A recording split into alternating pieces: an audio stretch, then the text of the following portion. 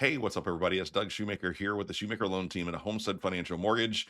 And I get asked all the time who actually sets mortgage rates. Well, most people think it's that their bank is setting the mortgage rates, or maybe the Federal Reserve, or maybe their lender. But the truth is, none of them actually decides the specific rate that you're going to pay.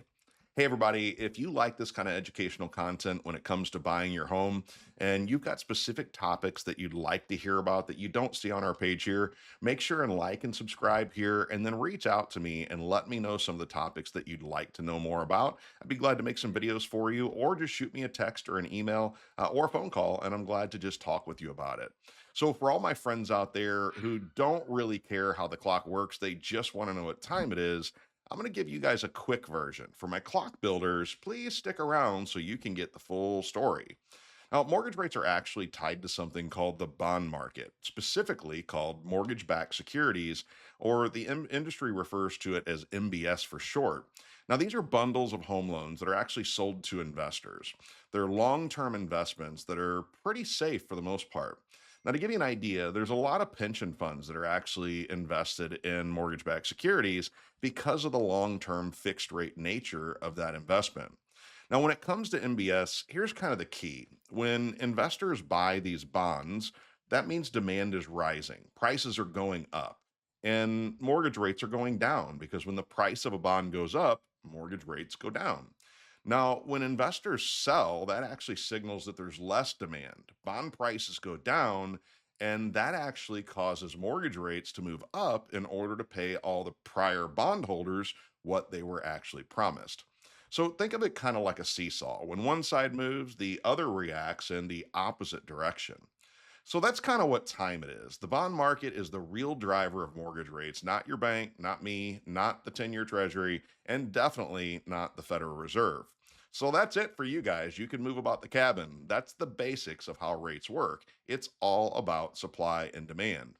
Now, if you want to know how to build the clock, what really goes on in these movements, why candlestick charts, or as I like to call them, the Christmas EKG, why that actually matters, and how it could impact your pocketbook, stick with me for the full version here. So, all right, let's go ahead and build the clock. When a bank funds a mortgage, they don't just hold it forever. They actually package it with thousands of other loans and they sell it to investors as mortgage backed securities. Why would they do that? Well, because selling those bonds actually frees up money, or I'm sorry, selling those mortgages actually frees up money so that the bank can then go and make new loans to more people with that money. And for investors, mortgage backed securities, they're very attractive because they provide a steady, reliable, long term fixed return. So when we talk about mortgage rates, we're really talking about the price that investors are willing to pay for those bonds. Again, the golden rule. When bond prices rise, mortgage rates fall. When bond prices fall, mortgage rates rise. Think of it as kind of an inverse relationship. Investors rushing to buy bonds, that actually pushes the price of that bond up. And that actually pushes mortgage rates down. When investors sell off, as I said before, that price drops and mortgage rates have to rise. Now, what actually makes investors buy or sell bonds? Well, there's a few big things here. Number one is inflation. We've heard that word a lot the last few years. And yeah, that inflation thing is what caused mortgage rates to go through the roof. Think of this really simply. If you have a investment that's a fixed return for a full 30 years, that's really, really attractive when inflation's 1.4%, because no matter what the economy is going to do, you're going to get paid. That's amazing. But when inflation went to 7, 8, 8.5%, you can't buy the same stuff with that fixed amount of money. So in that case, bonds stopped being very popular. The price went down and mortgage rates, as we saw, everybody went through the roof. Again, remember, inflation erodes the value of that fixed asset. So when inflation's high, the investors, they're going to demand higher yields. And that actually is what pushes mortgage rates up.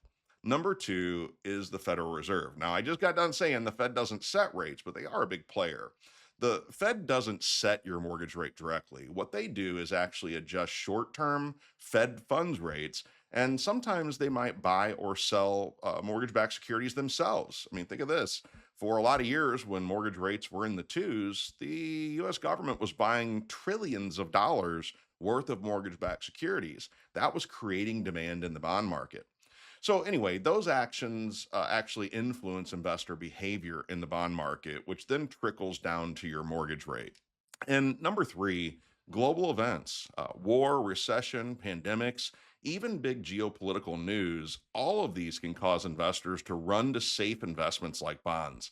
So that's why when you see the stock market scared to death and it's tanking, those are generally days you'll see the bond market rising.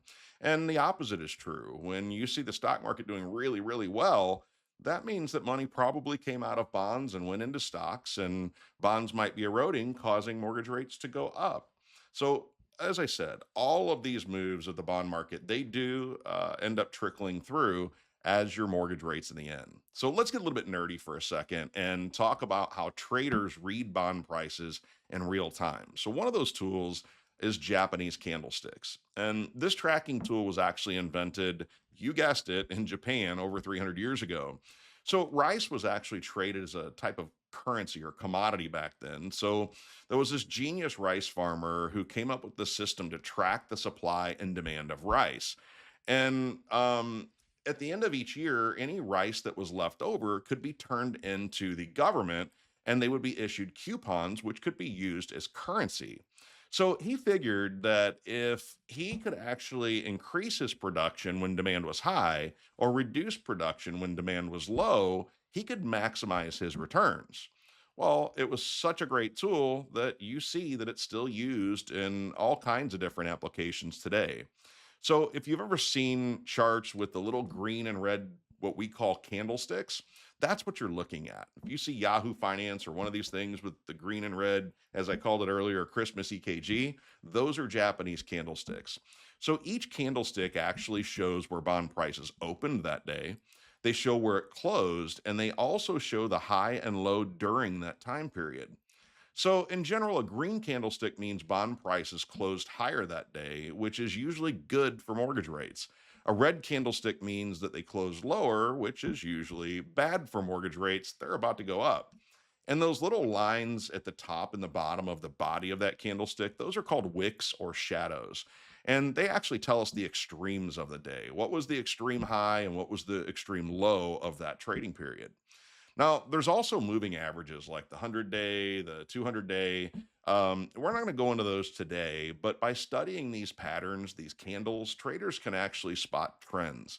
For example, if you've got several long red candlesticks in a row, that's usually signaling that bond prices are falling fast. That's actually when rates tend to shoot up.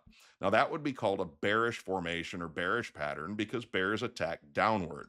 Now, the opposite, where we have a pattern of green candlesticks stuck side by side together over a few days, that's called a bullish pattern. Again, how the bull attacks. So, why should you care about any of this, these candlesticks or bond charts? Well, because the mortgage rates actually move directly with the bond market, and that can help you lock in the right interest rate at the right time. Now, a difference of a quarter of a percent on a $300,000 loan, that might mean over $15,000 of interest that you could save. So the right rate is important, but the right strategy is even more important in almost every case. So, my greatest suggestion for you is to either learn this or work with a certified mortgage advisor that's trained to look at these things for you. It's almost always going to put you in a better place when it comes to your home loan, as well as other things like finances or investments that you might deal with in your life. So, let's circle back just a little bit here. When it comes to mortgage rates, who really controls them? Well, not me, not your bank, not the Fed, at least not directly. The real driver is the bond market and the investors who buy and sell mortgage backed securities every single day. So now you know. And since you stayed to learn how to build the clock, congratulations. You now understand more about mortgage rates than probably 99% of home buyers and more than a pretty big handful of even loan officers. So if you'd like help timing your rate lock, coming up with the right home loan strategy, or just want some straight, honest advice about your loan, give me a call. I'm Doug Shoemaker with the Shoemaker Loan Team. Thanks for watching, and I'll see you next time. Oh, and hey, don't forget, If you've recently locked your rate and wonder if you did the right thing, you can email me your loan estimate and I'll give you a complimentary strategy session to make sure that you're making the right decision. I'll never bug you to do something before you're ready. I just want to make sure that I'm there for you whenever you are.